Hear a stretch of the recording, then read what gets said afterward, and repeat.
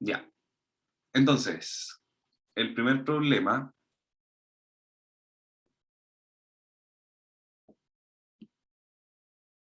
esta cosa de acá,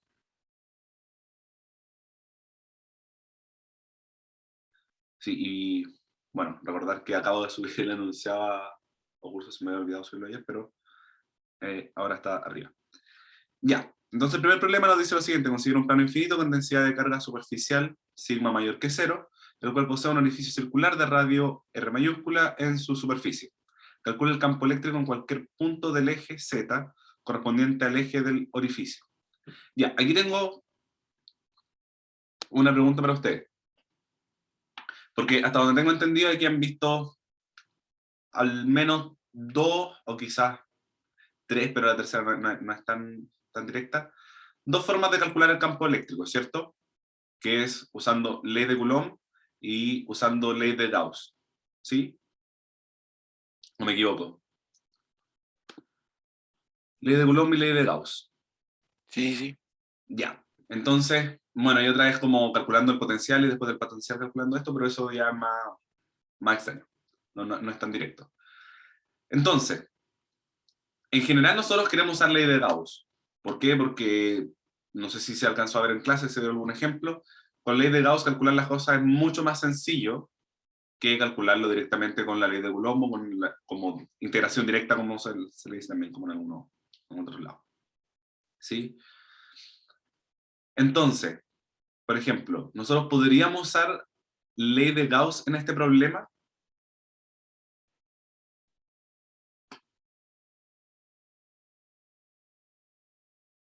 Como considerando que en general queremos usar ley de Gauss, porque es más sencillo calcular con ley de Gauss en general los campos eléctricos. Creo que no. Ya. Creen que el compañero cree que no, otro compañero dice que no sabría cómo. Perfecto, y en general, eh, yo diría que este problema, bueno, ahora que lo pienso como que mi argumento se cae un poco, pero no se puede calcular con ley de Gauss. ¿Por qué? Porque esta cosa tiene como este agujero. Si esta cosa no tuviera el agujero, ya, vamos al tiro al punto del compañero. Como tiene este agujero, es medio complicado porque el campo no es simétrico, no puedo asumir ciertas cosas del campo, ¿sí? Porque en estos puntos de acá, voy a hacerlo, el campo eléctrico apunta como en estas direcciones, ¿cierto? Como justo en esos bordes del orificio, ¿ok? Entonces, eso hace que no podamos usar la ley de Gauss, ¿sí? Y un compañero nos pregunta, bueno, hay dos cosas súper importantes que aparecieron en el chat que quiero hacer hincapié, y que una dice como, ¿no tiene que ser una superficie cerrada? No, o sea, lo que tiene que ser la superficie cerrada es la superficie gaussiana en la que yo estoy integrando el campo, ¿sí? Pero eso no necesariamente es la superficie que estoy usando en la que estoy calculando el campo, sí, a la que le estoy calculando el campo. No la superficie de carga, sino que la superficie la que yo voy a usar para usar el teorema de Gauss, en ley de Gauss, la ley de Gauss, que es esta superficie gaussiana. Vamos a ir viéndola al tiro como cuál es la diferencia. ¿Ok? Y vamos a repetir el argumento porque no podemos usar Gauss. Y de hecho lo voy a decir así como ahora, y después vamos a ver exactamente como por qué es eso. Probablemente en el problema 2 cuando usemos la ley de Gauss. No podemos usar la ley de Gauss porque en estos lugares el campo eléctrico va en estas direcciones, entonces no puedo asumir cosas del campo, ¿ok? Como que cuando yo uso la ley de Gauss, recordemos que la ley de Gauss se ve como algo así, ¿sí? Si yo integro una superficie cerrada, el campo, punto, una diferencial de superficie, esto tiene que ser igual a la carga encerrada partido en epsilon cero, ¿sí? ¿Qué es lo que pasa? En general, dependiendo del problema, esta cosa de acá depende de las coordenadas, estoy integrando en las coordenadas, ¿sí? En la variable de integración, que son las coordenadas del espacio, ya sea en X, en Y o en Z, dependiendo de cuáles son las superficies que yo me estoy dando. Para que esto funcione y tenga sentido, como que sea útil, porque en realidad esto es siempre verdad, la ley de Gauss es siempre verdad, sino que a veces es útil y a veces no es útil. Esto de acá siempre se cumple. Pero cuando es útil, cuando yo puedo asumir cosas del campo, ¿sí? Cuando yo puedo decir que el campo depende de ciertas variables y de otras variables no. Por ejemplo, decir que depende de z y que no depende del resto de las variables, y yo voy a integrar, por ejemplo, en x y en y. ¿Por qué? Porque imagínense que yo no puedo asumir cosas del campo. ¿Qué es lo que tengo acá? Si yo no puedo asumir cosas del campo, lo que yo tengo es una integral de este estilo. E de x, y, z. Y digamos que estoy integrando en una superficie, no necesariamente, pero que estoy integrando en una superficie que sea de x de y. ¿Sí? Porque al menos como una integral superficial tengo al menos dos variables de integración. ¿Qué es lo que pasa? Es que yo no puedo decir nada de esto. No puedo integrar eso. No puedo decir absolutamente nada. ¿Por qué? Porque no tengo forma, no sé cuál es la forma del campo, no puedo integrar, entonces no me sirve, ¿sí? No me es útil. ¿Cuándo me es útil? Cuando yo puedo hacer asunciones del campo y decir como, oye, ¿sabéis que esto no depende de todas las coordenadas? Esto depende, por ejemplo, de z, ¿sí? Depende de la variable que no estoy integrando, ¿sí? Ahí funciona. ¿Por qué? Porque yo saco esto para afuera. Saco para afuera la integral. Saco el campo para afuera, z, por ejemplo, e integro lo que está dentro. Y ahí funciona. Si es que yo no puedo hacer eso, no me sirve nada la ley de Gauss. Y en este caso no lo podemos hacer por lo que yo les acabo de decir acá. Esta cosa apunta en direcciones distintas y por ende también puede depender, por ejemplo, de las coordenadas r, θ o x, y, ¿sí? Además de z. Entonces, en este caso, no me sirve usar la ley de Gauss.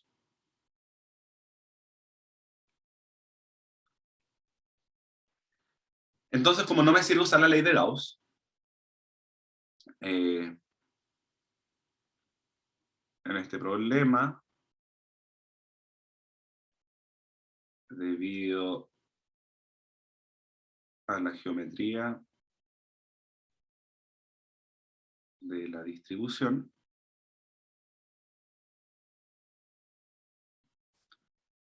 no podemos usar la ley de Gauss.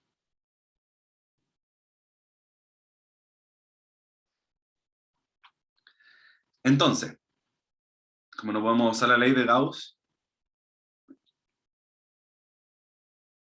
entonces usamos la ley de Coulomb o la integración directa. Entonces, ¿cuál es la ley de Coulomb o de integración directa? Lo que nos dice es lo siguiente. El campo en un punto del espacio que voy a llamar R, el campo en un punto del espacio que voy a llamar R va a estar dado por 1 sobre 4pi epsilon 0, la integral de R menos R' dividido en el módulo de R menos R' al cubo de Q. Ya. Y de hecho por eso, esta es la parte como de Electron que la matraca un poco fea, porque esto que ustedes están viendo acá es feo. Se ve feo, es feo. En general no es tan sencillo de integrar, no es una cuestión tan directa, y de hecho probablemente este es uno de los problemas en los que es como piola hacer esta integración, pero no siempre es así. ¿Ok? Entonces,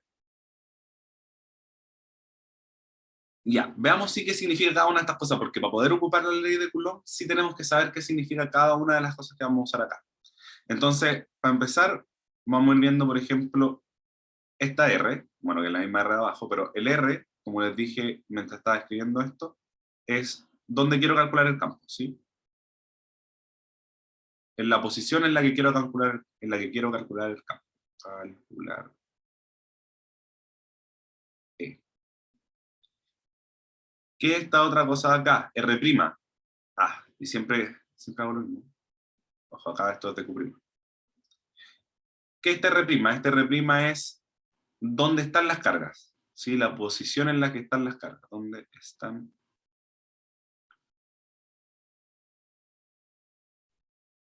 las cargas, ¿sí?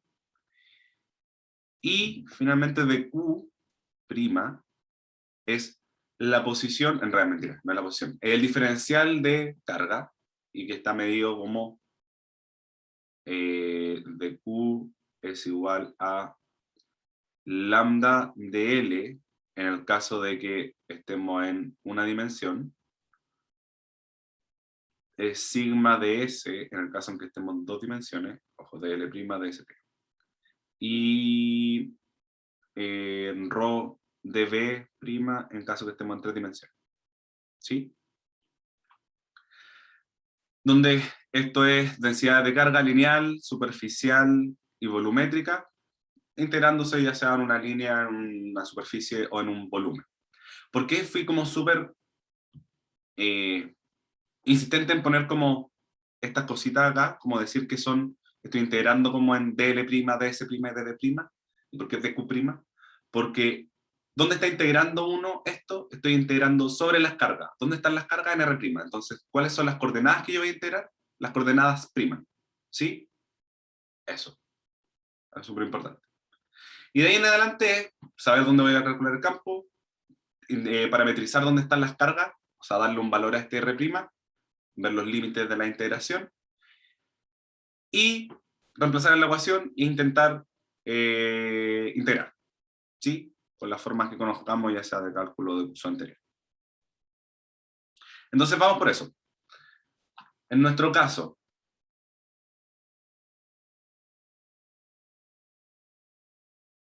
¿dónde queremos calcular el campo? Y aquí cuando tengamos esta duda y no nos acordemos, miramos el enunciado, y el enunciado nos dice, calcule el campo eléctrico en cualquier punto del eje Z. Me da un punto en específico donde quiero calcular el campo, en un punto del eje Z. Quiero calcular entonces el campo en un punto cualquiera del eje Z. ¿Sí?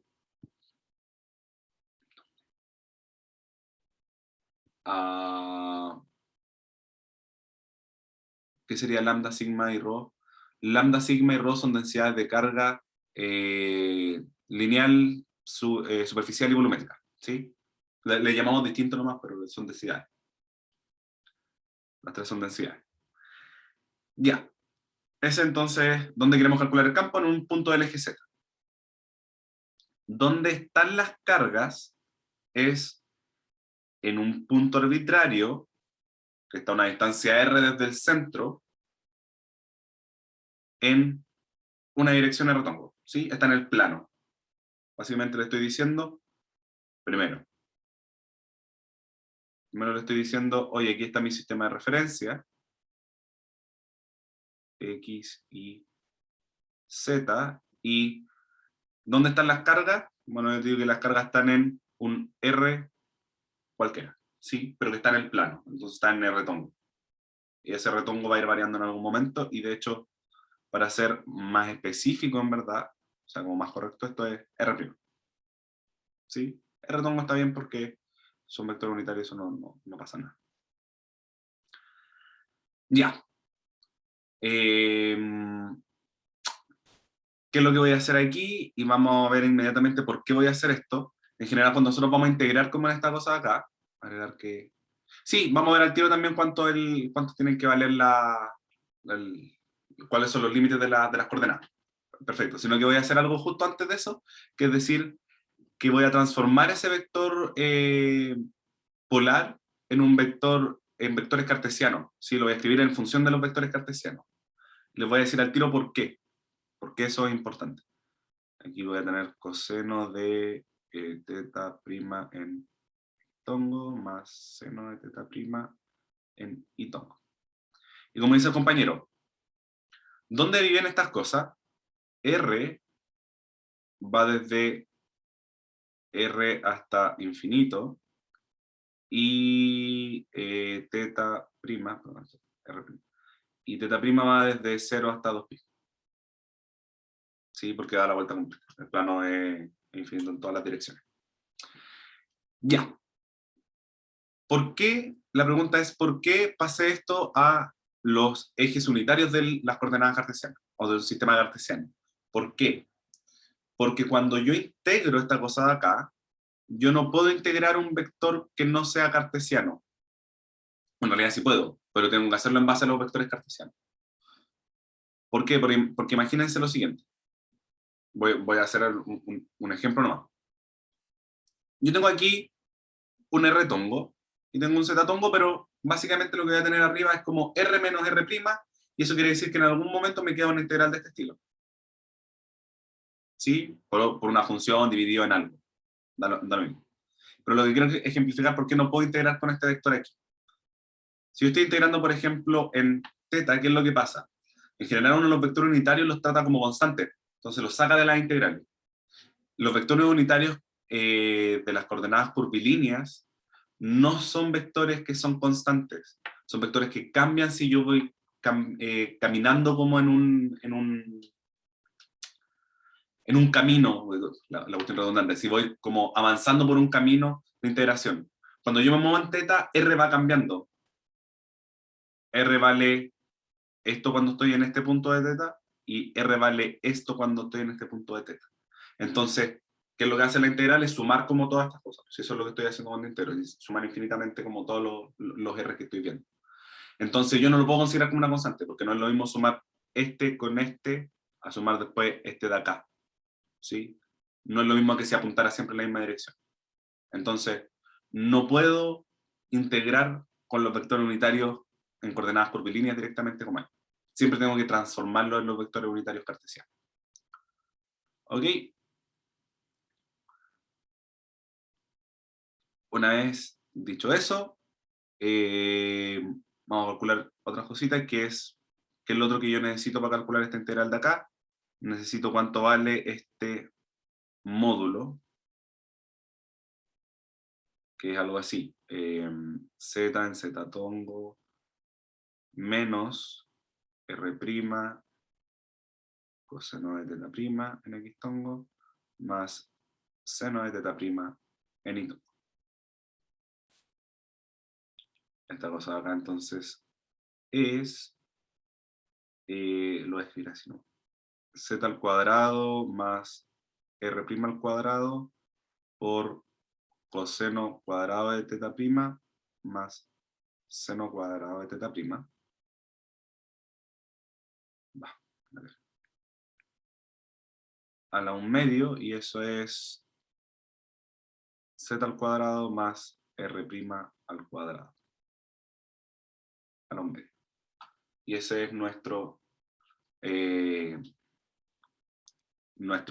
módulo de este vector R menos R'. Y me falta finalmente, ¿qué es lo que hice aquí? Fue solo calcular el módulo. Estoy calculando las cosas que van a ir dentro de la integral. ¿Sí? Lo que estoy haciendo es definir las cosas que van a ir dentro de la integral. Cuánto vale R, cuánto vale R', cuánto vale ese módulo, porque no es trivial tampoco, en general. Y de hecho ahora lo que me falta es escribir cuánto vale ese de Q.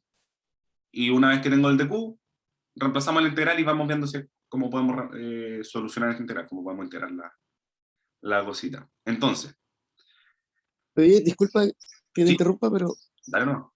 eh, ahí cuando calculaste el módulo, ¿no te falta un 2 coseno teta seno teta por el cuadrado de binomio?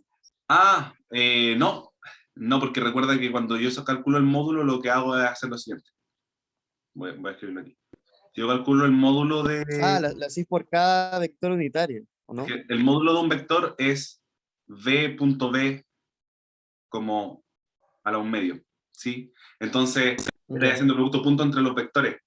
Entonces, ese que tú me decís que es 2 coseno de teta, seno de teta, es x.y, y x.y es 0.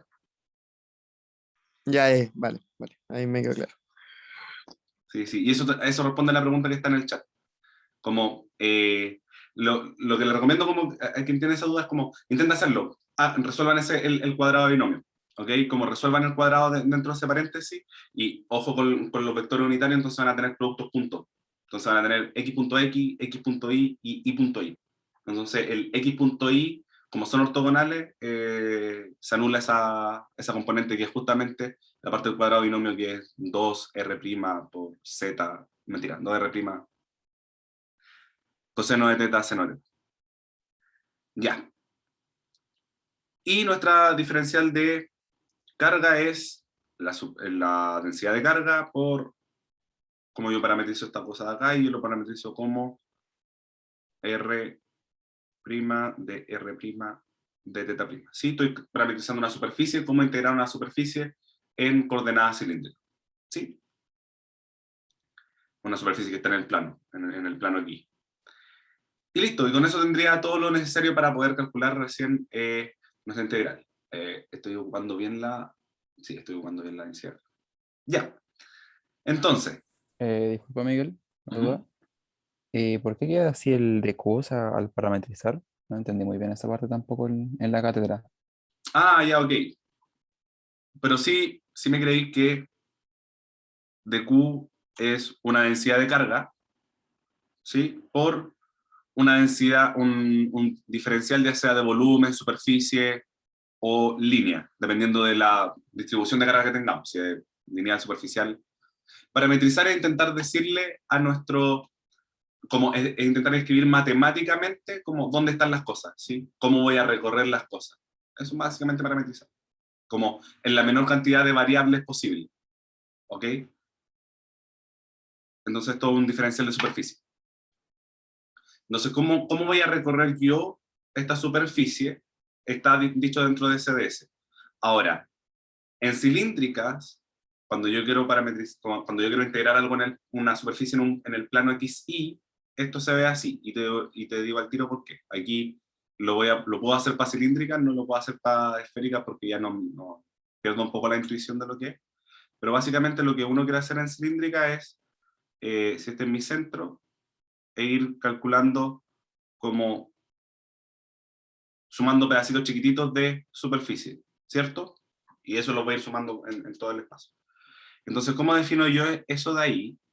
Voy a hacer un suma a esa cosa de allá,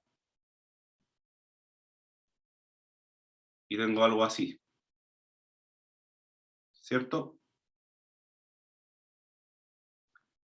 Donde esto es lo que quiero calcular como DS. Esto es DS. ¿Cuánto vale esa superficie? Aproximémoslo a un rectángulo. Digamos que esto es recto, esto también, y esta cosa de acá es un rectángulo, porque es tan chiquitito que en verdad parece un rectángulo. ¿Cuánto vale este lado de acá? Este lado de acá vale, si es que estoy a una distancia R, este lado vale R de teta, porque esto es un ángulo muy chiquitito, ¿sí? Y esto de acá vale de R. Entonces, ¿cuánto vale mi diferencial de superficie? R de teta de R, ¿sí? O R de teta, que es lo que está acá. ¿Cool? Sí, muchas gracias, Miguel, me quedó clarísimo. Gracias. Ya. Genial. Entonces, una vez que tengo todas las cosas que van a ir dentro de la integral, vamos a reemplazar la integral y vemos si es que, qué podemos hacer con ella. Entonces, el campo eléctrico entonces vale 1 sobre 4, se escribe acá, 1 sobre 4 pi epsilon 0 por la integral, la integral de superficie, se olvidó contarlo.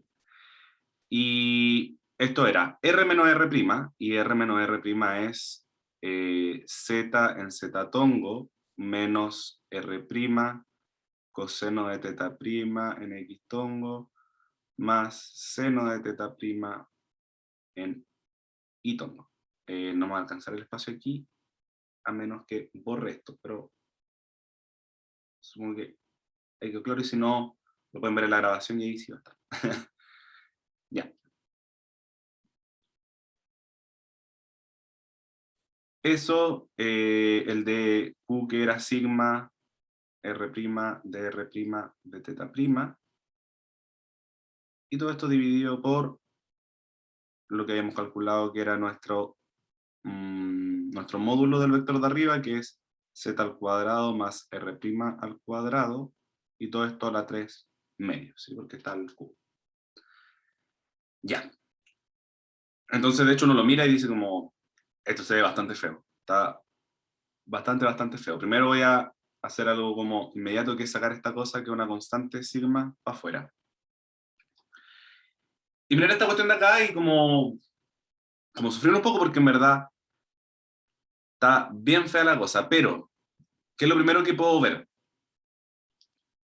Aparte de este coseno de teta y este seno de teta prima, no hay nada más que dependa del ángulo, ¿sí? Lo que está en el denominador no depende del ángulo. Sí, hay que poner los límites de integración al tiro. Voy desde R hasta infinito y desde 0 hasta 2pi. Y de hecho, son por importantes los límites de integración. ¿Por qué? Porque lo único que depende del ángulo son estas cosas de aquí, ese coseno, ese seno. ¿Y qué pasa cuando lo integro? Porque puedo integrar como en el orden que yo quiera. Entonces puedo integrar, por ejemplo, partiendo por teta prima. ¿Qué pasa cuando yo integro el coseno de teta prima entre 0 y 2pi? ¿Y qué pasa cuando integro el seno de teta prima entre 0 y 2pi? Es cero. Es cero. ¿Por qué? Porque estoy integrando una función que es periódica en un periodo completo. ¿Sí? Por eso esa integral le dan exactamente cero. Entonces, esta integral me va a dar cero, esta integral me va a dar cero. La integral, no es que el coseno de teta valga cero, sino que la integral me va a dar cero y por eso no lo voy a considerar. Entonces, Miguel, una pregunta. ajá. ¿Por qué el dr se integra entre r infinito?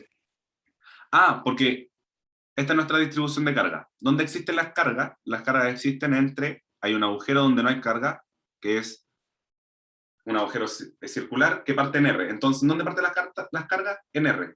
Y el plano, Ya. el plano es infinito. Entonces, desde R hasta dónde llego, hasta el infinito. ¿Sí? Dale, gracias. Ya. Entonces, voy a reescribir esto, voy a hacer lo siguiente y voy a aprovechar de sacar z y z', porque, o sea, z y z tongo, porque no estoy integrando en z ni en z tongo. O sea, z tongo no puedo integrar en z. No estoy integrando en z.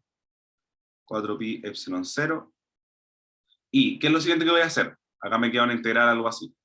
Voy a escribirla y r de r' de θ' partido en z al cuadrado más r' al cuadrado a la 3 medio. ¿Sí?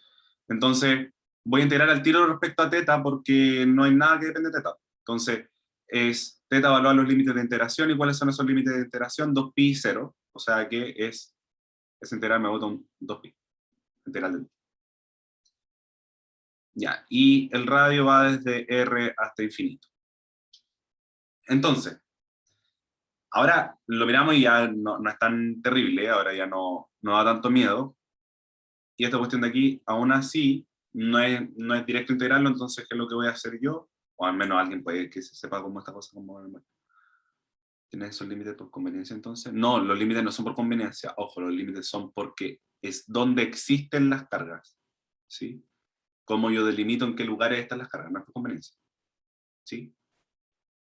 Por conveniencia, no sé, por escribir algo en coordenadas cilíndricas o esféricas o cartesiana, porque eso me hace más fácil o más difícil la matraca, pero los límites de integración definen dónde están las cargas. ¿Por qué salió el 2pi? Porque integré sobre teta. Integré sobre teta y como nada dependía de teta, era como la integral de teta prima era la integral de teta prima. Evaluar los límites. ¿Sí? ¿Por qué el coseno y el seno son cero? La integral del coseno y el seno en un periodo completo que es desde 0 hasta 2pi es 0. ¿Sí? Esas integrales daban seno evaluado en 2pi y 0. Y el seno evaluado en 2pi vale lo mismo que evaluado en 0, lo mismo con el coseno. ¿Sí? Por eso esas integrales daban 0. No que el coseno y el seno fueran 0, la integral de eso daba 0. Ya. Entonces, esta integral de acá no es tan directa, pero sí, según yo, conocemos formas y trucos para resolver esto, que es diciendo lo siguiente, que R' vale Z tangente de phi. ¿Sí? Entonces, ¿qué me dice esto de acá? Que cuando yo tengo dr', entonces esto es Z secante al cuadrado de phi, ¿sí? Sí. ¿De dónde salió eso? Es un cambio de variable que yo le estoy proponiendo nomás, ¿sí? Para ver si me sirve para resolver la integral. No salió de ninguna otra parte más que decir como, oye, quiero resolver esta integral. ¿Cómo lo hago? Un cambio de variable.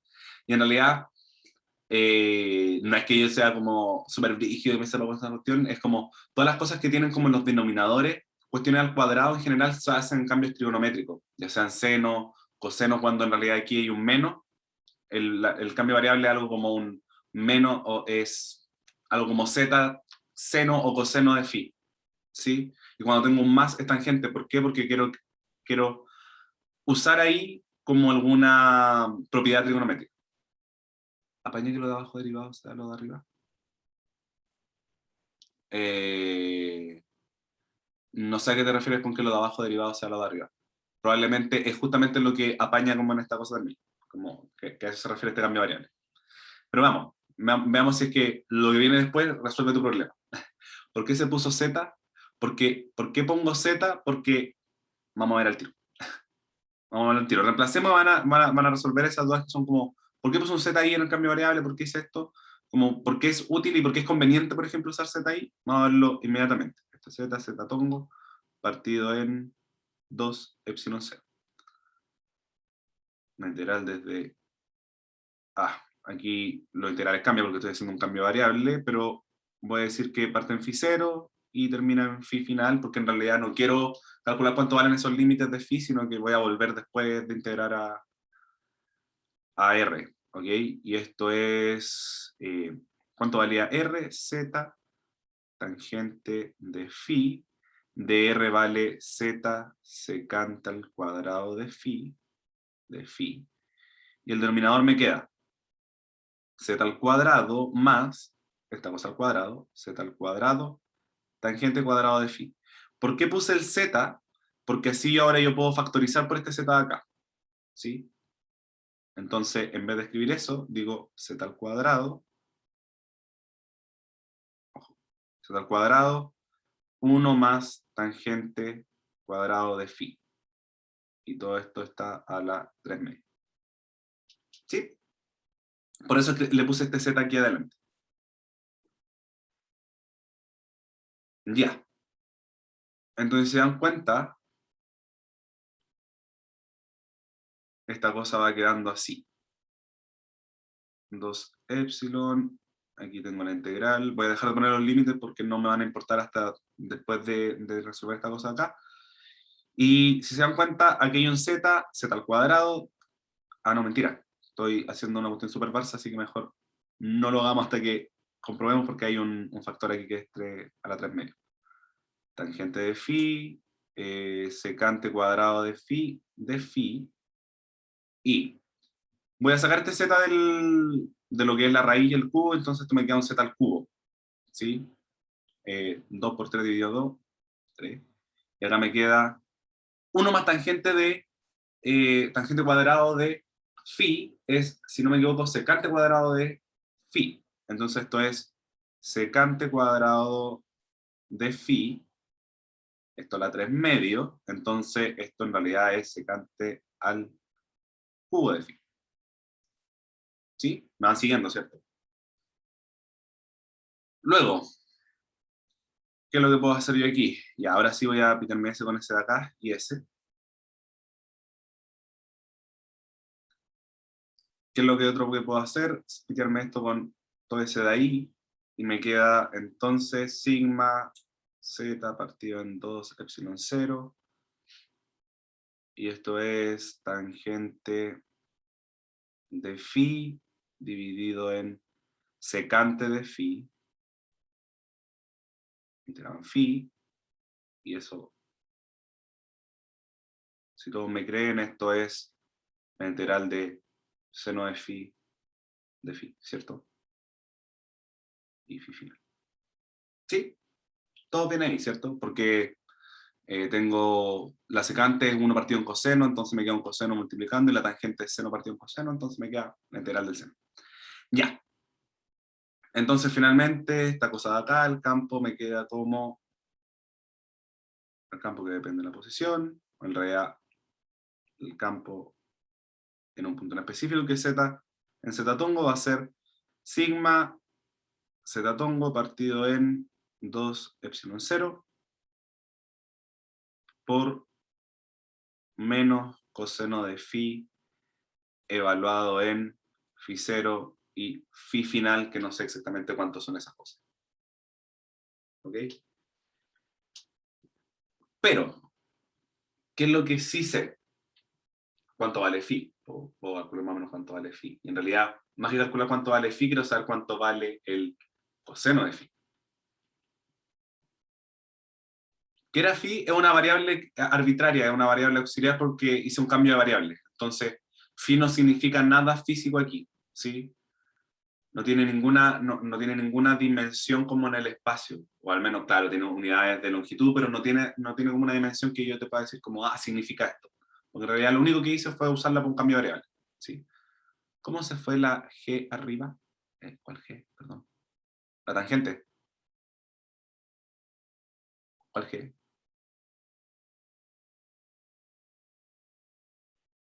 Sí, era tangente, sí. Sí, era tangente, perdón. Yo escribo tangente como TG, hay gente que lo escribe como tan, no sé, como qué es lo que le hago más. Estoy un poco acostumbrado, ¿no? Ya. Entonces, recordemos que, ¿de dónde salía phi, como dice el compañero? ¿Qué era phi? Phi era un cambio de variable en donde yo dije que R' era igual a z tangente de phi. ¿Sí? Entonces, ¿qué es lo que voy a hacer? Voy a hacer una cuestión bien tramposa.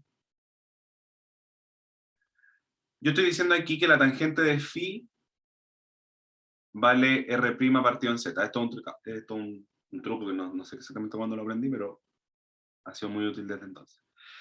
¿Qué es lo que me está diciendo? La tangente de phi es R' partido en z. En un triángulo rectángulo, eso quiere decir que si es que aquí tengo phi, el ángulo opuesto vale R', el ángulo adyacente vale z, y que esta cosa de acá, la hipotenusa, vale R' al cuadrado más z al cuadrado, la raíz.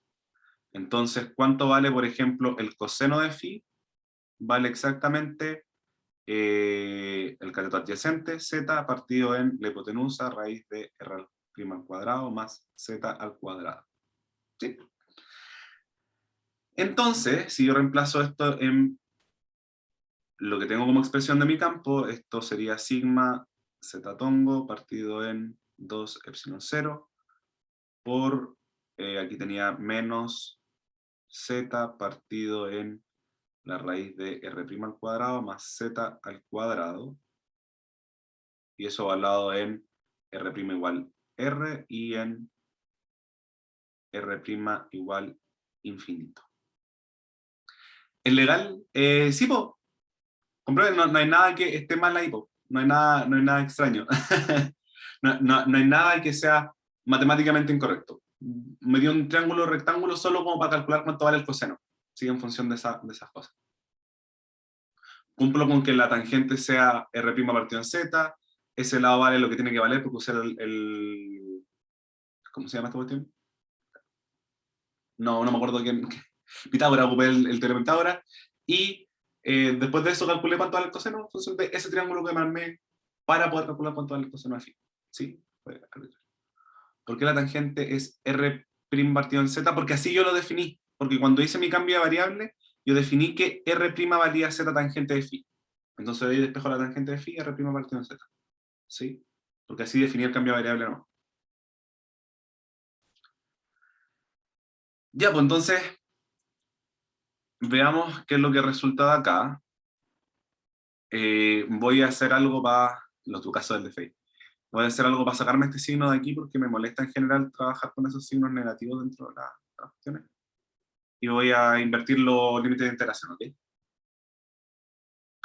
Sigma z tongo partido en 2 epsilon 0, y entonces, evaluado en R, me queda z partido en raíz de r al cuadrado más z al cuadrado, menos z partido en algo que es infinito, 0, ¿cierto?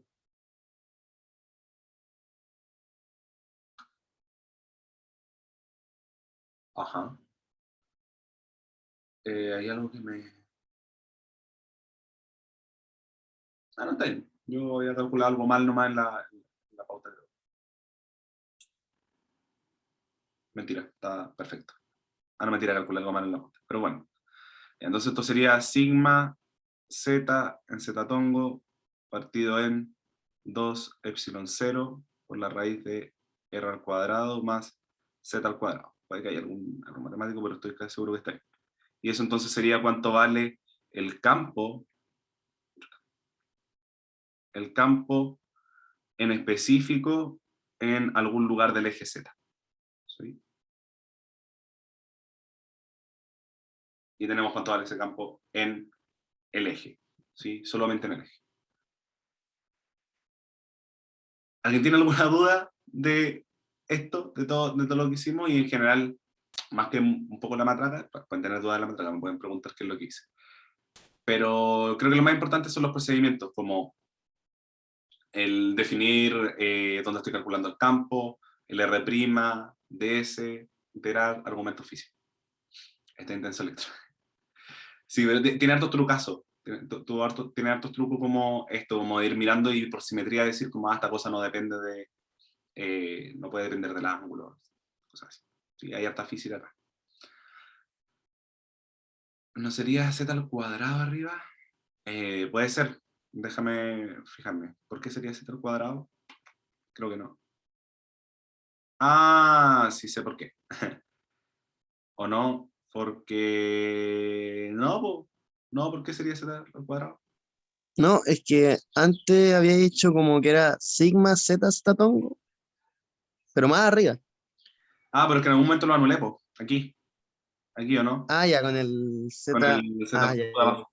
Sí, ya. Me dormí ahí, mala mía. no te preocupes. Ya. Hay algo así extraño aquí. No, mentira, está todo bien. Dije, como, ¿dónde salió ese Z? Ya. Ya, está todo bien. El sigma es dato, el sigma es dato. El profe en clase se pidió la parte de retongo como por simetría del plano. ¿Eso también es válido? Sí. Y lo que yo les dije un poco más explícito es exactamente lo que el profe dijo por simetría. ¿Sí? Como cuando yo les dije, esas integrales se hacen cero, es básicamente decir como cuando yo integro el retongo en un ciclo completo, como una vuelta completa, me da cero. Porque estoy sumando uno que va para allá y uno que va para allá. Y todo lo opuesto. ¿Okay? Entonces esto sería un ejercicio piola, esto sería un ejercicio... O sea, no un ejercicio piola, porque hay harta matraca, pero un ejercicio directo, por así decirlo. ¿Sí? Como te piden calcular el campo eléctrico y definir las cosas, y va a ir como directo a calcular y queda matraca, matraca fea, pero directo, ¿sí? A eso me refiero con que es piola. Hay matraca fea, pero no tenéis que pensar, caleta, como el problema físico en sí. Como tenéis que pensar cómo resolver las integrales, una lata.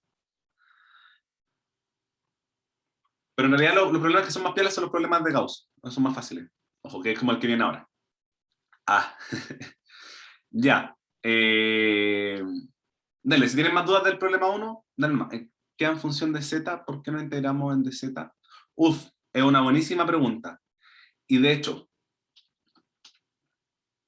les propongo que piensen por qué queda en función de z antes de que yo les dé la respuesta. ¿Por qué no integramos en z? Porque las cargas no están en z. Por esa razón no integramos en z. Las cargas, no hay ninguna carga que esté distribuida en el eje z. Están en un punto z constante que es el zc. ¿Sí? Por eso no integramos de z. ¿Por qué depende de z? Yo lo que estoy diciendo aquí es cuánto vale el campo, el dibujo algo así. Y yo quiero saber cuánto vale el campo en este lugar. Sí, en toda esa línea roja. Porque ahí es donde calculo el campo. Cuánto vale en z. Tiene que depender de z, porque, claro, si yo me paro aquí, es distinto a que yo me pare muy cerquita del plano, es distinto a que yo me pare acá, o que me pare justo al medio del plano, o que me pare acá. Entonces, el campo tiene sentido que dependa de z, tiene sentido porque mientras más lejos estoy del plano, más o menos veo el agujero que está en el plano. ¿Sí? Entonces, tiene que depender de z, tiene que depender del espacio. A menos que el campo sea una constante en todo el espacio y no depende de nada. Pero en general el campo eléctrico depende del espacio. ¿Sí? ¿Qué pasó con el menos coseno de phi? Ah, sí, di vuelta los límites de integración para poder sacarme el menos. ¿Sí? Eso, lo maté dando vuelta a los límites de integración.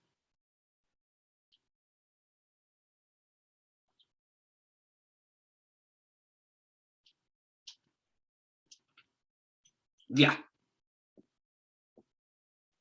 Vamos con el problema 2. Y bueno, si siguen teniendo preguntas del 1, vamos a volver para atrás, así que no hay ningún problema. Ahí ustedes van diciendo. Vamos al problema 2 y este problema de hecho es más cortito, más tranquilo. Y nos dice lo siguiente: si tiene una esfera cuya distribución de carga corresponde a ρ en R menor a A igual a 5K R al cuadrado, partido en 4pi a la quinta, y cuando estoy en un radio mayor que A, la densidad de carga vale 0. O sea que la carga está solo en esta esfera de radio A. Calcule entonces A, la carga total, B, el campo eléctrico en todo el espacio, y C, el potencial eléctrico en todo el espacio. Entonces, A, carga total. La A chiquitita, sí. A, carga total.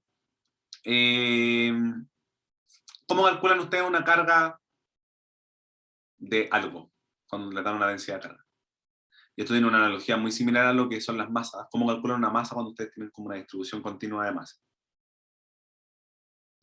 Intensidad de carga por volumen, área o longitud. Ya, muy bien, muy buena intuición. Cuando las cosas son uniformes,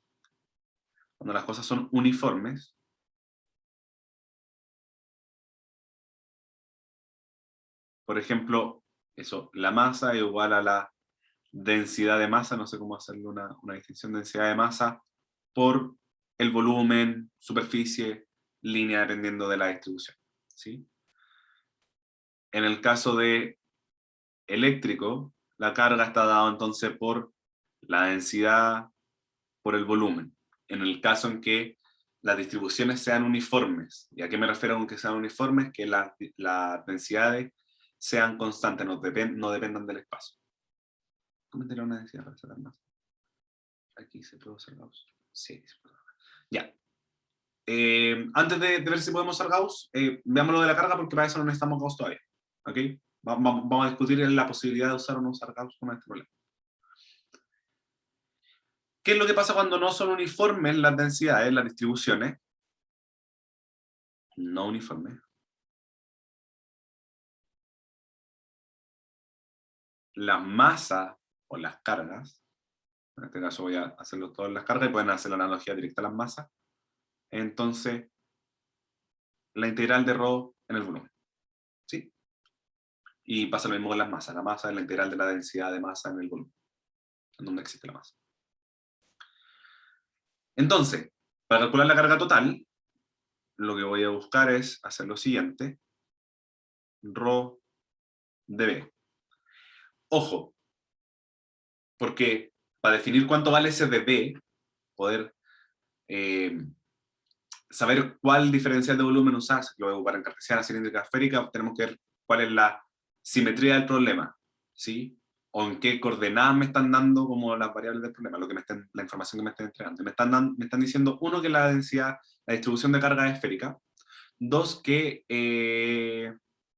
me están dando la densidad de carga en las coordenadas esféricas, ¿sí? Me están diciendo que es una esfera y además me están dando la densidad de carga en las variables esféricas. Entonces, ¿qué diferencia vamos a usar? ¿Qué coordenadas vamos a usar? Vamos a usar coordenadas esféricas. ¿Cuál es el diferencial del volumen en coordenadas esféricas? El diferencial de volumen en coordenadas esféricas es r al cuadrado seno de teta de r de teta de phi. Voy a usar el otro phi. Ahora, ¿por qué es eso? Ya aquí ya no tengo esa intuición como de hacer el cachito que uno va integrando, como lo hice con la superficie en cilíndrica. Habría que verlo. Sé que hay videos y cosas en internet donde uno encuentra como por qué es eso, ¿sí? Como la intuición espacial, como de por qué debería ser esa cosa. A mí yo ya me pierdo un poco ahí, así que no les voy a hacer el dibujito, pero es eso, créanme que esa es el diferencial de volumen. Ahora, claro, ven, como dice el compañero, yo sé que hay gente que lo hace, yo me pierdo. El diferencial de volumen en esféricas siempre eso, en esféricas. En cilíndrica es distinto, en cartesiana es distinto, pero en esférica el diferencial de volumen es eso. Ya. ¿Cuáles son los límites de integración? Ojo con lo que les voy a decir aquí. Lo que les voy a decir es, el radio voy a ir de 0 a infinito porque quiero integrar, donde sea que exista esta distribución de carga, ρ lo voy a integrar en todo el espacio, para ver cuál es la carga que existe en todo el espacio. Teta va de 0 a pi, y phi va de 0 a 2pi. Listo. Ahí no me va a dar vuelta con por qué el límite de teta es pi, porque eso creo que uno le da harta vuelta en mecánica. Ya, ¿qué es lo que pasa? Que nuestro ρ está definido por partes. Está definido en algo menor a A y algo mayor a A. ¿Sí? Cuando es menor que A, vale esa función que está ahí, una función que depende de R. Cuando es mayor a, es 0. Entonces, mi integral que iba desde 0 hasta infinito, va a ser finalmente una integral que va solo desde 0 hasta a, porque en el resto voy a estar integrando 0, y eso no importa. No importa integrar 0. Rho, R al cuadrado, seno de teta, de R, de teta, de phi, entre 0 y pi, entre 0 y 2pi.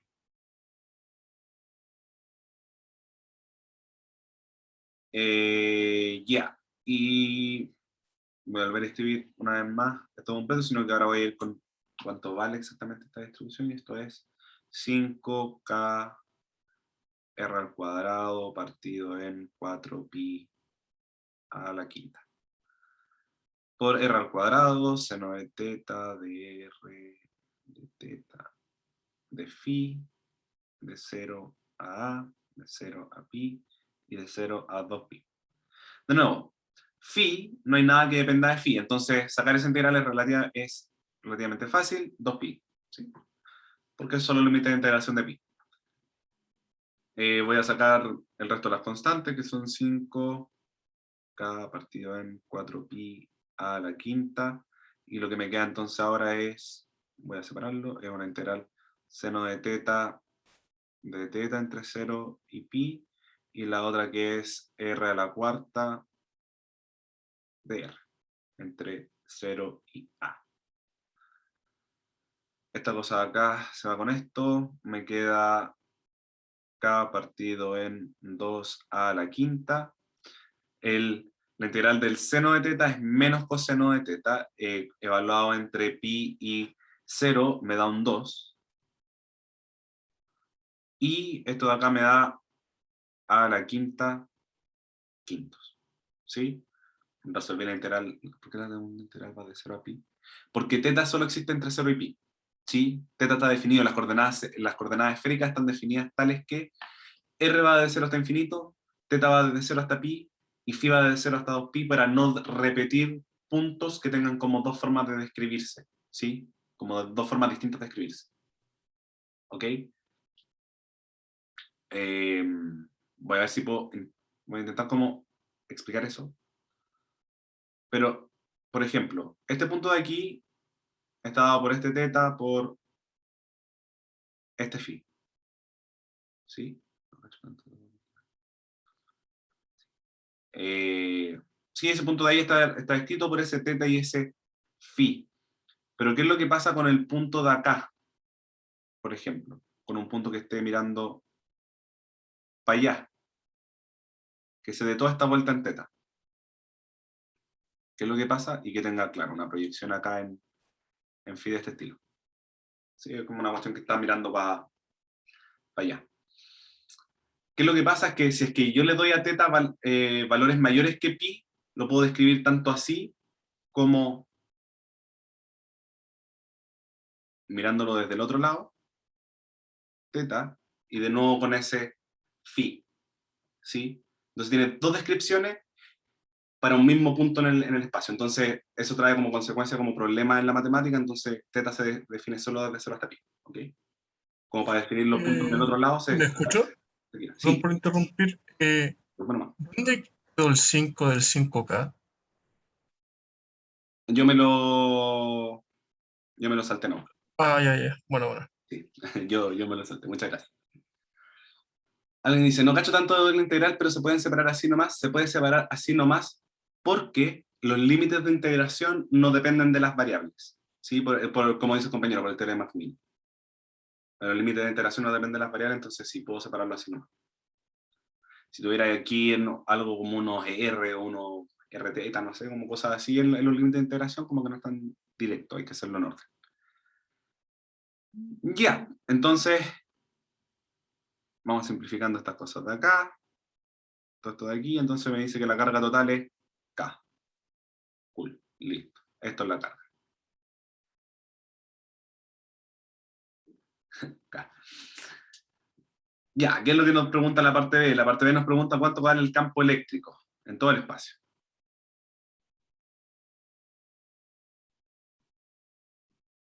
Campo eléctrico en todo el espacio. Entonces, campo eléctrico en todo el espacio, tenemos que definir y darnos cuenta en verdad que existen dos lugares en el espacio.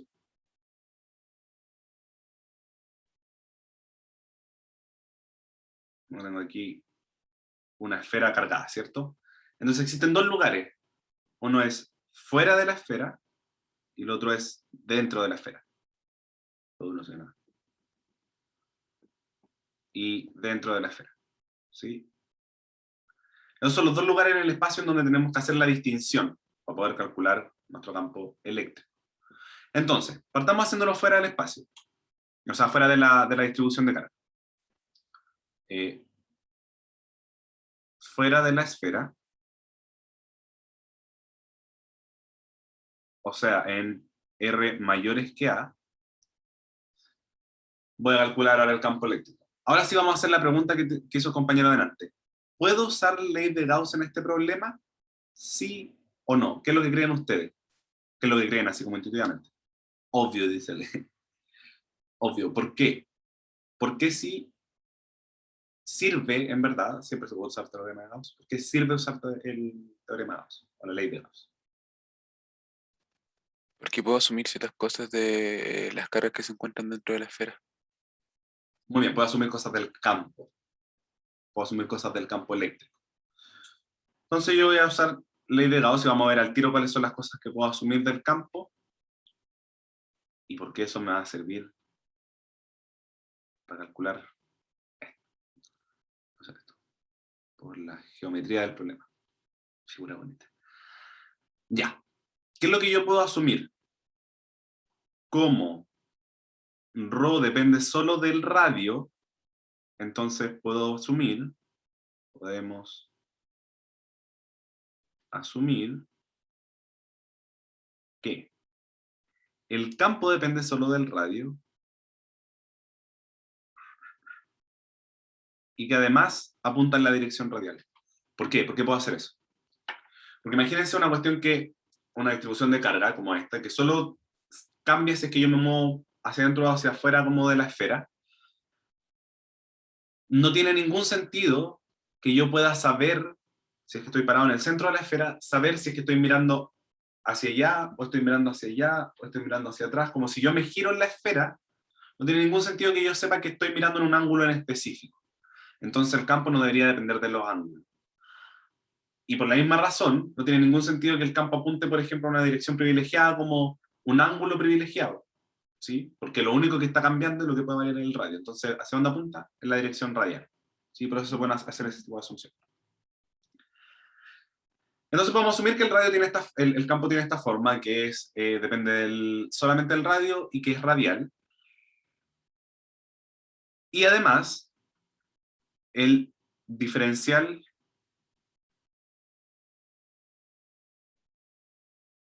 de superficies esféricas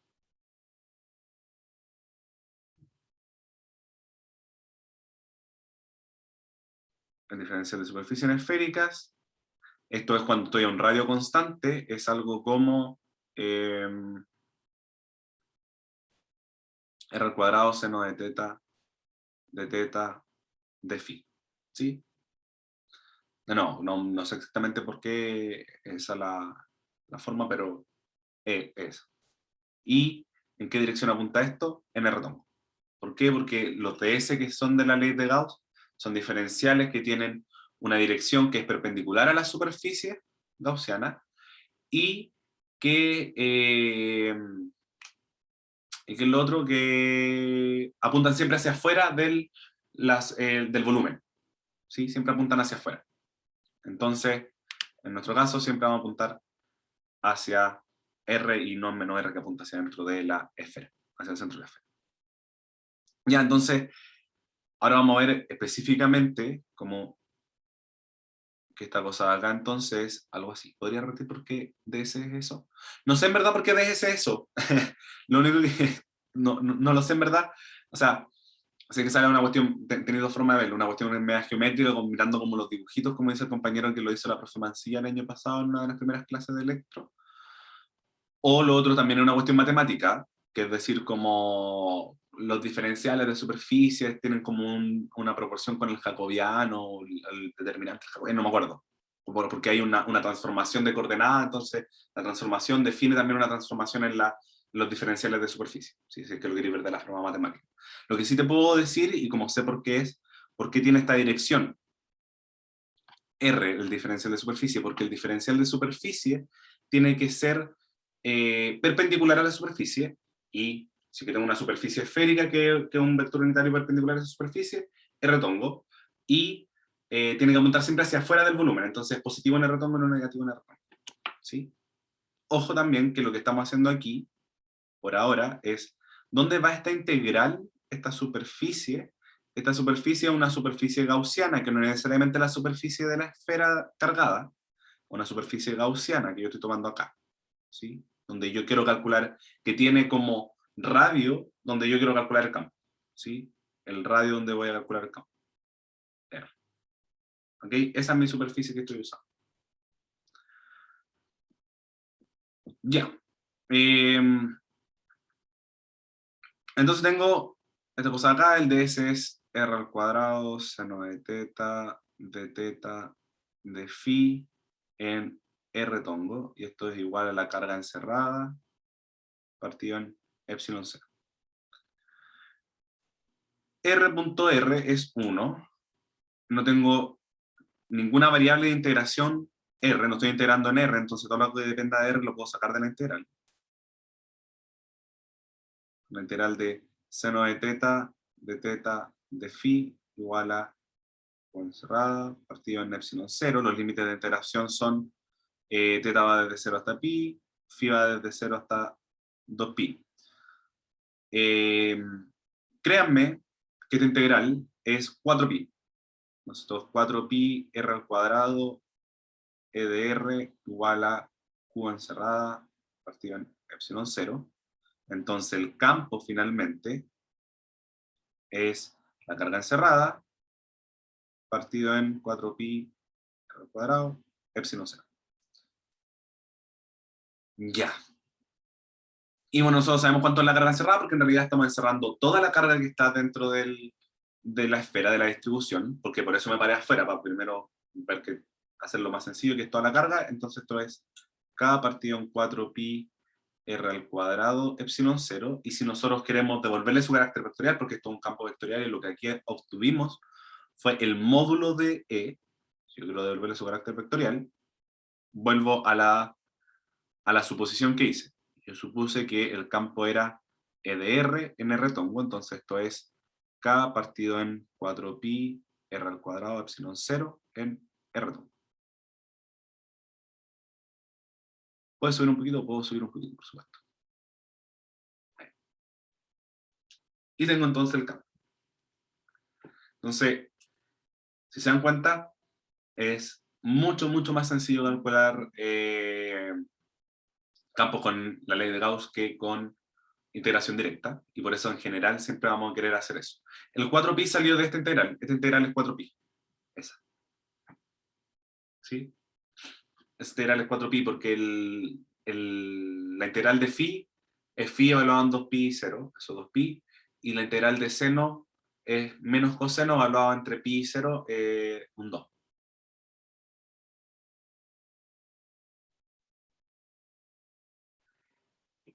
Ya. Nos pedirán sacar el campo de figuras raras. Yo creo que pueden haber campos de figuras raras en los que podáis hacer principio de superposición en general. Podéis separarlo como en dos cosas, dos esferas, no sé, en general como que existen, por ejemplo, estas cosas como de esferas con agujeros adentro, ¿sí? Calcular el campo eléctrico dentro del agujero, en el espacio. Y eso deberían saber hacerlo, ¿sí? Con principio de superposición. Pero en general no va a haber una cuestión como amorfa, ¿cachai? No va a haber nada como muy extraño. Todo se va a poder dividir en figuras que son relativamente sencillas de calcular el campo eléctrico, si es que se puede calcular con Gauss. Si no se puede calcular con Gauss, puede ser cualquier cosa, pero nada va a ser dentro de él. Por el principio de superposición es que queda solo en el retorno del campo. No, al principio. No. Como el principio de superposición es un supuesto en el caso de que aparezcan figuras más extrañas como en algún problema, y el principio de superposición quiere decir que si yo tengo dos cargas, entonces el campo eléctrico que yo veo en el espacio es la suma del producido individualmente por cada una de las cargas, ¿sí? Entonces eso se extiende, por ejemplo, a dos distribuciones, no sé, un alambre y una esfera. ¿Cuál es el campo que veo en el espacio? Es sumar el campo que produce el alambre más el campo que produce la esfera, ¿sí? Eso es el principio de superposición. ¿Por qué queda en R-tongo? Ahora la pregunta es, como si la pregunta es ¿por qué queda esto en R-tongo? Es porque cuando yo asumí cosas del campo, cuando dije como ρ depende, la distribución de carga depende solo del radio, dije, esta es la forma que tiene el campo. Entonces, cuando hice la integral, calculé cuánto vale el módulo del campo, y para devolverle su vectorcito, volví a la suposición nomás, a lo que había asumido. Entonces le devolví su vector unitario. Ya. Eso es fuera de la distribución. Dentro de la distribución, o sea, en R menores que A, ¿qué es lo que pasa? Esta es mi esfera, en donde estoy, bueno, la dibujé muy grande para demostrar que es lo que quiero hacer. Esa es mi esfera donde estoy calculando, donde están las cargas, y yo voy a tomar una superficie gaussiana ahora, que es más chica que esta esfera. En esta superficie de radio R, ahora yo voy a usar la ley de Gauss. Entonces, E.ds igual a Q encerrada, partido en epsilon 0. Si se dan cuenta, el lado izquierdo no cambia, ¿sí? Porque, de nuevo, puedo hacer las mismas suposiciones del campo, el diferencial de superficie es el mismo, porque también estoy integrando en un cascarón esférico, entonces lo que me va a quedar del lado izquierdo, en esféricas, siempre va a quedar este lado cuando ocupo la ley de Gauss. ¿Sí? Del lado derecho tengo entonces la carga encerrada, partido en epsilon 0. Ahora la pregunta es, ¿cuánto es la carga encerrada en este lugar?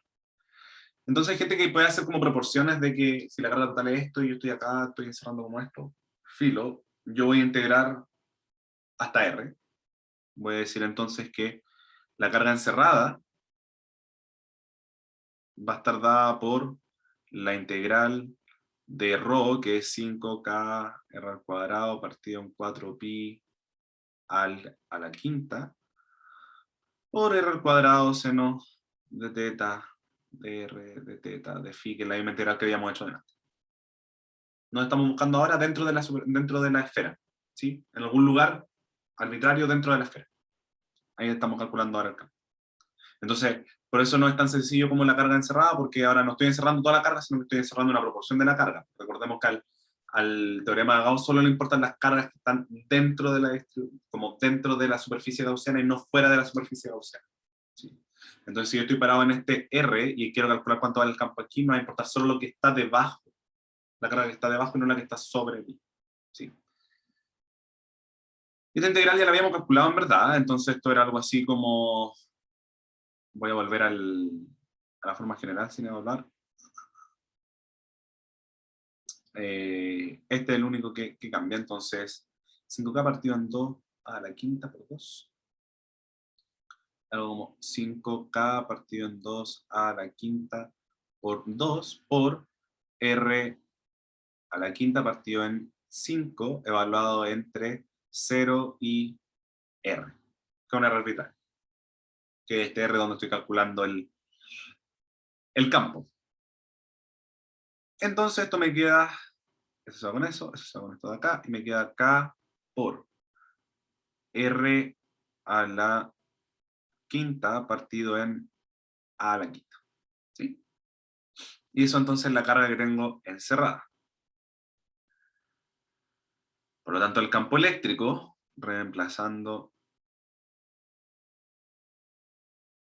en el campo, y voy a hacerle una estrellita aquí porque voy a poner ahora una estrellita acá para decir cómo voy a reemplazar en esa ecuación, en ese campo. Entonces tengo 4 pi r al cuadrado e de r es igual a k r a la quinta partido en a la quinta por epsilon 0. Carga encerrada dividida en epsilon 0. Entonces esta cosa de acá se simplifica con esto de acá, me queda un 3, y finalmente entonces el campo me queda que es kr al cubo partido en 4 pi epsilon 0 a la quinta. Y esto en R tongo, porque tiene la misma suposición que en la parte anterior. ¿Sí? ¿Quedó claro? ¿O me pasé mucho pole? Ahí ustedes vayan dándome el feedback, como podemos hacerlo más pausado, sí.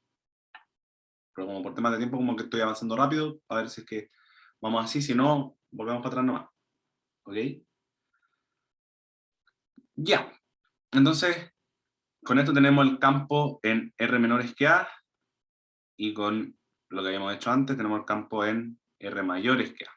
Y de hecho, en todo caso, igual lo vamos a resumir y vamos a decir como finalmente en todo el espacio, el campo eléctrico está dado por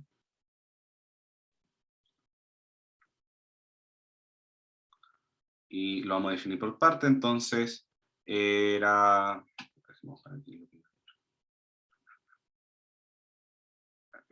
K partido en 4pi epsilon 0 R al cuadrado en R tongo para R mayores que A, y en los R menores que A era K R al cubo partido en 4pi epsilon 0 A a la quinta en R tongo para R menores que A, ¿sí? Dentro de la distribución. Ya, entonces, la parte C finalmente nos pregunta cuánto es el potencial eléctrico, potencial en todo el espacio, de nuevo.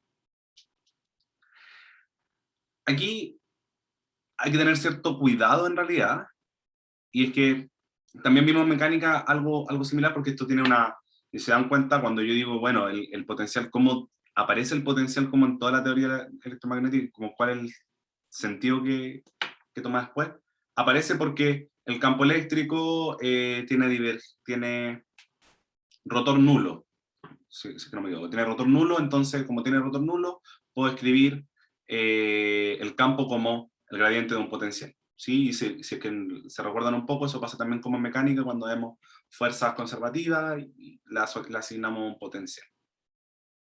Entonces, ¿qué es lo que pasa? Es que los potenciales en general están definidos como por algún lugar en donde yo sepa cuánto valen, como por alguna referencia, ¿sí? Por algún potencial de referencia.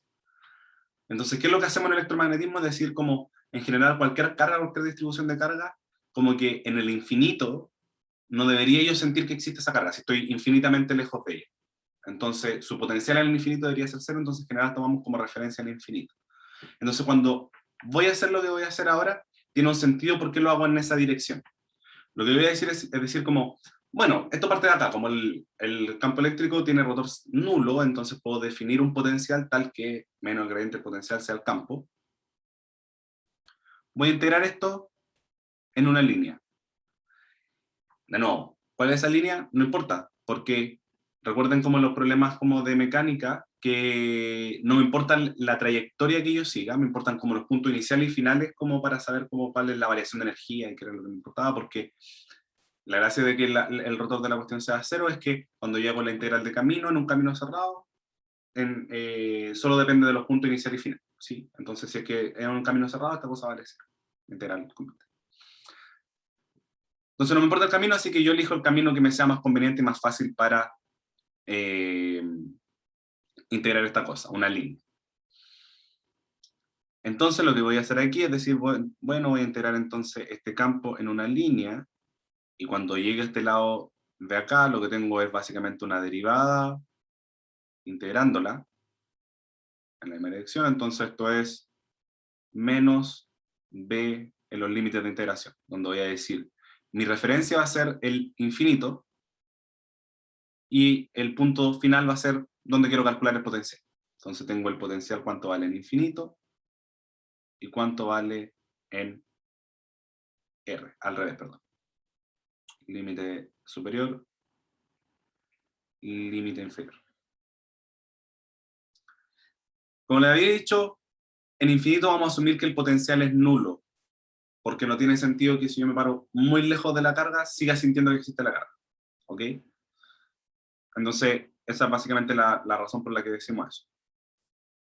Y tengo entonces que, si yo me paro en R igual a infinito, hasta R, punto dl igual a menos b en R, entonces, tengo cuánto vale el potencial.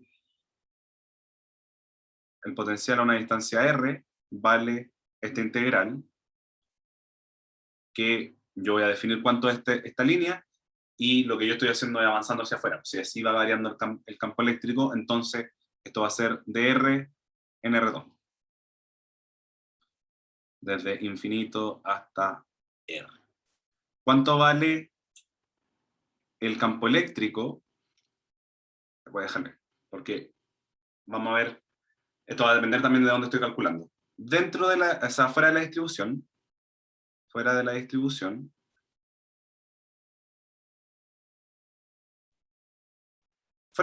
el campo vale todo el rato lo mismo, ¿cierto? El campo vale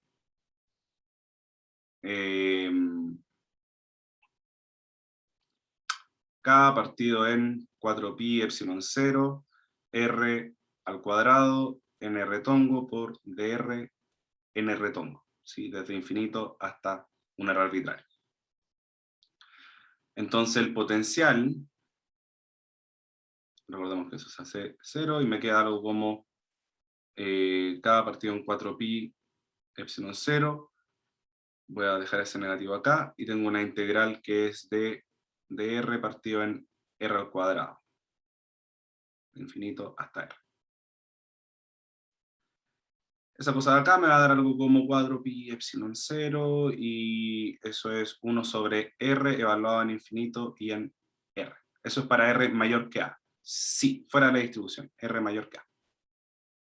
Sí, porque ahí es donde el campo eléctrico vale todo el rato eso. ¿Sí? No tiene otro valor. Entonces, en infinito esta cosa es 0, entonces me queda solo el valor en R, y entonces tengo que finalmente el potencial en R va a ser 4pi epsilon 0 R. Mi potencial fuera de la distribución. Ahora, dentro de la distribución, para R menores que A, tengo que hacer lo mismo porque tengo que tomar mi referencia. ¿Dónde está mi referencia? Ahora, en realidad, uno toma como en general la referencia en el infinito, pero si a mí me dan el potencial en algún punto, también puedo empezar a integrar desde ese punto. Por ejemplo, yo en este caso puedo hacer lo siguiente. Puedo decir la integral de E.dl desde infinito hasta R es igual a menos b en R menos b en infinito. ¿Sí? Sí puedo subir un poquito. ¿Cómo? También puedo decir lo siguiente. Yo sé cuánto vale el potencial en A, entonces esto puedo hacer eso ahí. ¿Sí? Porque lo único que me importa es por qué ocupaba yo el infinito, porque sé cuánto vale el potencial en infinito. El infinito el potencial vale 0. Si sé cuánto vale el potencial en otro lugar, puedo ocupar ese potencial como la referencia y partir integrando desde ahí. ¿Sí? Ahora, yo lo voy a hacer desde el infinito, porque en realidad no es como que sepa directamente, sino que tengo que calcular cuánto vale nada, que reemplazar eso nomás. No es nada terrible. Pero para entender bien lo que está pasando, vamos a integrar desde el infinito nomás.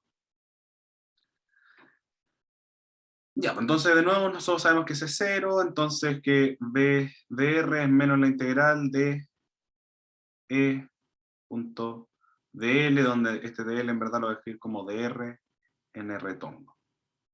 Me un punto y voy desde infinito hasta r. Pero ojo, que yo voy desde infinito hasta un punto R que está dentro de la distribución. Y cuando yo entro a la distribución, el campo eléctrico cambia de forma, ¿sí? Deja de ser algo que es proporcional a 1 sobre R al cuadrado, sino que empieza a ser algo que es proporcional a R al cubo. En el centro de la esfera el potencial es 0, ¿no? No necesariamente. En el centro de la esfera tendríamos que ver cuánto vale el potencial, pero no necesariamente es 0. Esto nos va a decir cuánto vale el potencial. ¿Sí? No siempre es así. Ya. Entonces, esta cuestión vamos a tener que dividirlo en dos partes, y es que voy a ir desde 0 hasta R, con la primera forma del campo, que era acá, partido en 4pi epsilon 0, R al cuadrado, R tongo, punto de R, en R tongo, más otra parte que va a ir desde A, mentira, ojo con esto, este límite no está ahí. Esto existe solo hasta A. Entonces el otro límite va desde A hasta el lugar donde quiero calcular este potencial. Y la forma del campo ahí es k r al cubo partido en 4 pi a la quinta, epsilon 0, r de r, r tongo. Y voy a poner el producto punto ahí para que multiplique el r de ahí. Entonces de nuevo estas cosas se hacen 1. Y esta integral de acá nosotros la conocemos, y esa integral que nosotros conocemos es menos k partido en 4pi epsilon 0 r, y en realidad estoy evaluando en a y en infinito, que era a, es el borde de el radio de la esfera que tiene las cargas, ¿sí?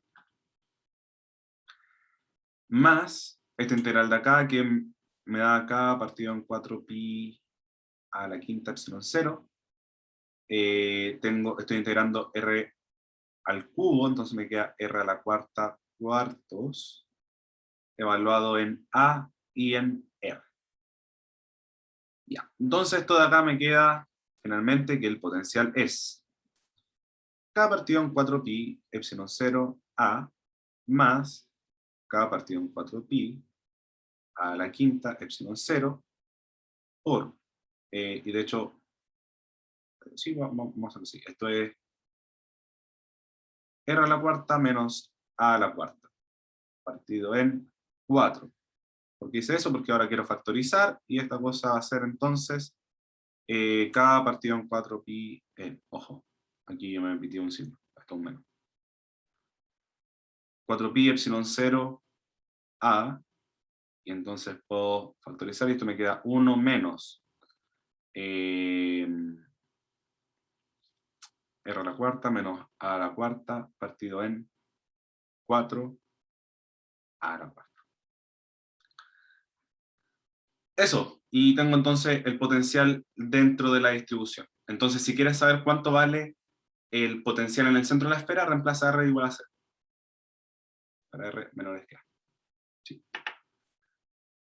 Y eso no sé si es que da 0. Parece que sí. Miguel. En este caso da 0. Dime. Una consulta, ¿siempre hay que hacerlo por los dos casos?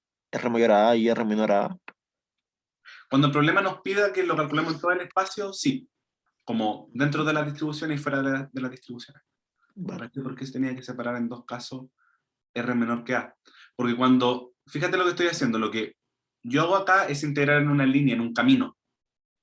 Entonces, no es arbitrario. Yo estoy diciendo, si aquí está la esfera, yo estoy partiendo en el infinito, estoy partiendo acá, y estoy avanzando desde acá, integrando el campo eléctrico, sumando todos los pedacitos del campo eléctrico. ¿Qué es lo que pasa? Aquí tengo algo que se ve como K partido en R al cuadrado. Algo que es proporcional a 1 partido en R al cuadrado. Acá adentro tengo algo que es proporcional a R al cubo. Entonces cambia el campo eléctrico. El campo eléctrico que existe fuera no es el mismo que el que está dentro. Entonces cuando yo voy integrando, incluso esta línea, cambia la forma del campo eléctrico, cambia la forma que tengo que integrar. Por eso se separan dos casos.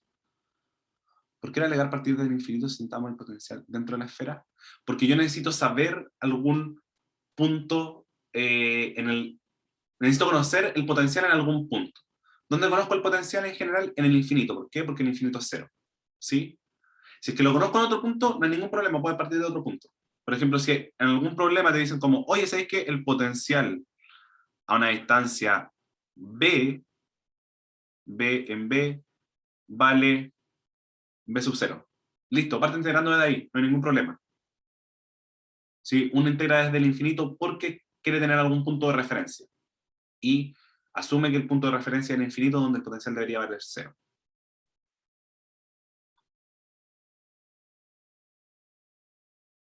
¿El primer potencial que se calculó era para luego separarlo en el caso de dentro? No, el primer potencial es porque yo quiero saber cuánto vale afuera, también el potencial. Entonces, cuando yo quiero calcular el potencial afuera, yo parto del infinito de nuevo, digo, voy avanzando, pero voy a avanzar hasta un punto arbitrario acá nomás. Voy a avanzar hasta aquí. Y aquí todo el rato el campo vale lo mismo. Cada partido en 4pi, epsilon 0 al cuadrado. ¿Sí? Entonces no hay ningún problema.